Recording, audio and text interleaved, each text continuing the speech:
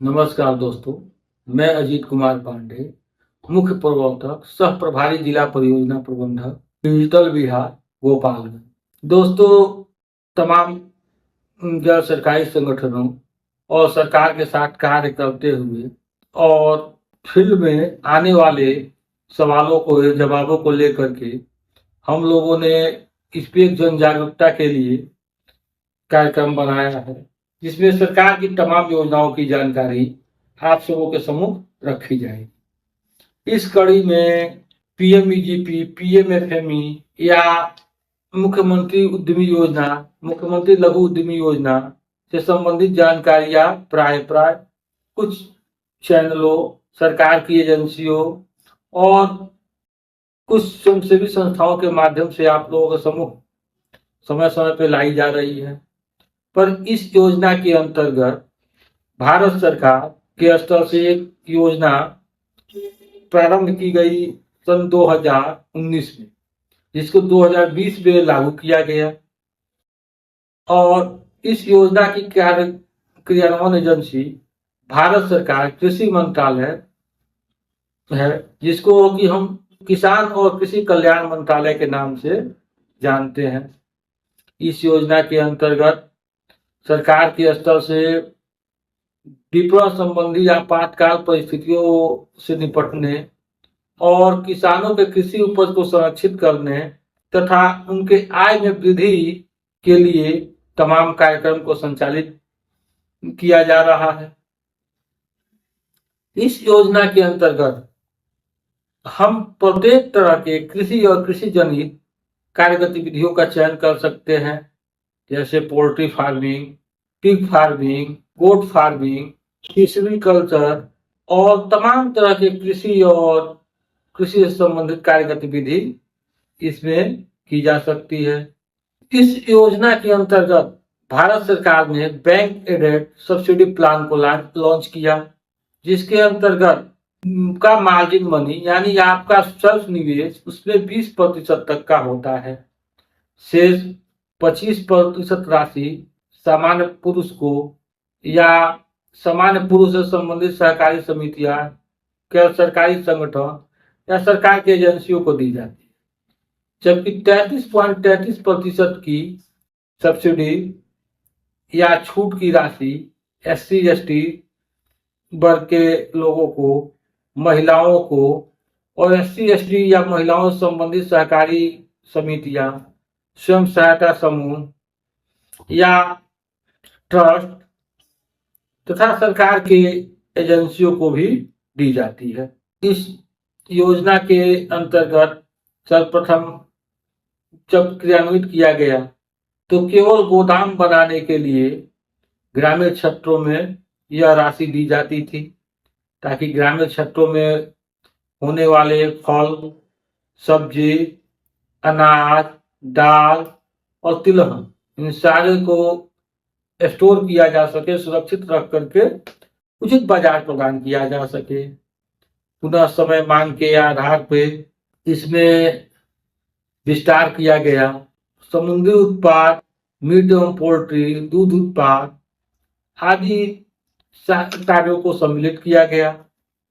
तो सर्वप्रमुख चीज इसके अंतर्गत यह है कि हम लोग बिहार वासी हैं। बिहार में अभी मुख्य तौर से कृषि ही हम लोगों का आधार है और कृषि आधारित कार्य गतिविधि ही हम लोगों के जीवन यापन का एक मुख्य आधार है। तो इस परिस्थिति में हम बिहार में एग्रीकल्चर मार्केटिंग से संबंधित योजनाओं का सहारा ले सकते हैं। इसमें 2 करोड़ रुपए तक की परियोजनाओं के लिए हम लोगों को कोई सिक्योरिटी राशि बैंक को नहीं देनी है। 2 करोड़ रुपया तक का हमारा कोई भी कृषि परियोजना है उसको हम इसमें लगा सकते हैं। इसके अंतर्गत हम अंडा उत्पादन इकाई, बटेर पालन, खरगोश पालन, सुअर पालन इत्यादि कार्य गतिविधियों को कर सकते हैं। पीएमईजीपी के अंतर्गत भी पोल्ट्री फार्मिंग को लाया गया है, परंतु पीएमईजीपी लोन के अंतर्गत हमारी अधिकतम सीमा 50 लाख रुपया है।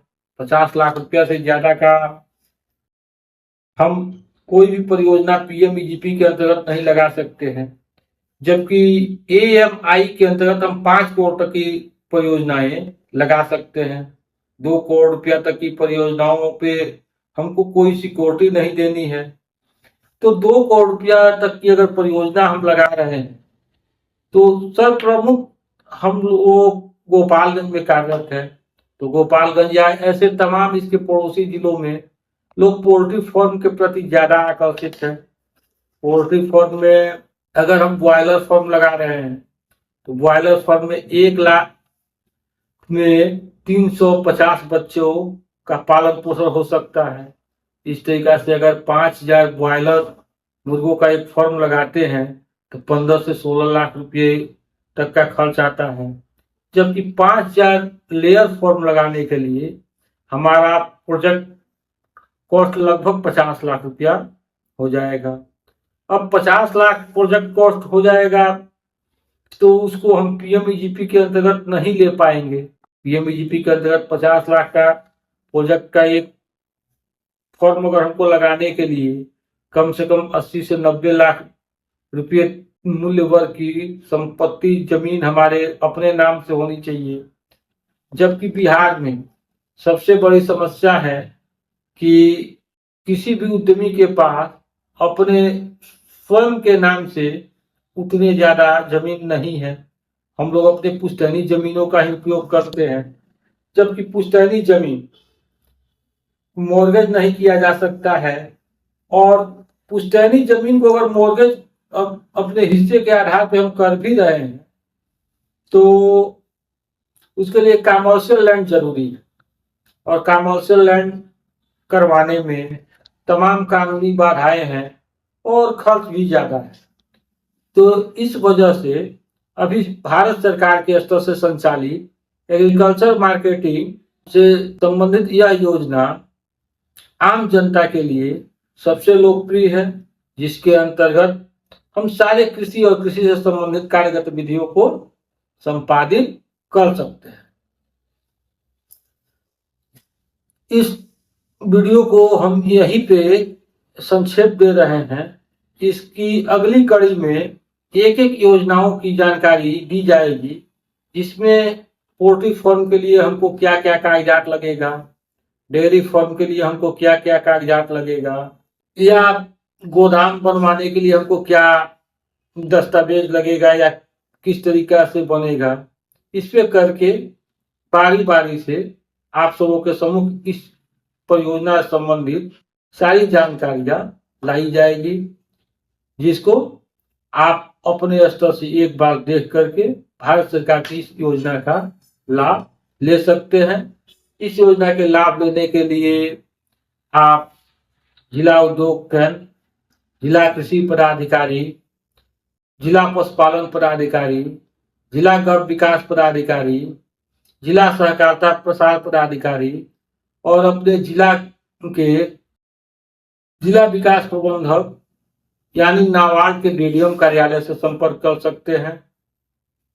अगर इन जगहों पे संपर्क करने में असुविधा हो तो आप हम लोगों के किसी भी जिला कार्यालय में संपर्क करके और इस योजना से संबंधित विस्तृत जानकारी ले सकते हैं तथा आवेदन करने के लिए आप निःशुल्क आवेदन कर सकते हैं, जिसके लिए कोई शुल्क नहीं है। शेष आप लोगों के सहयोग में आगे इस पे और प्रकाश डाला जाएगा। इसको आप अपने स्तर से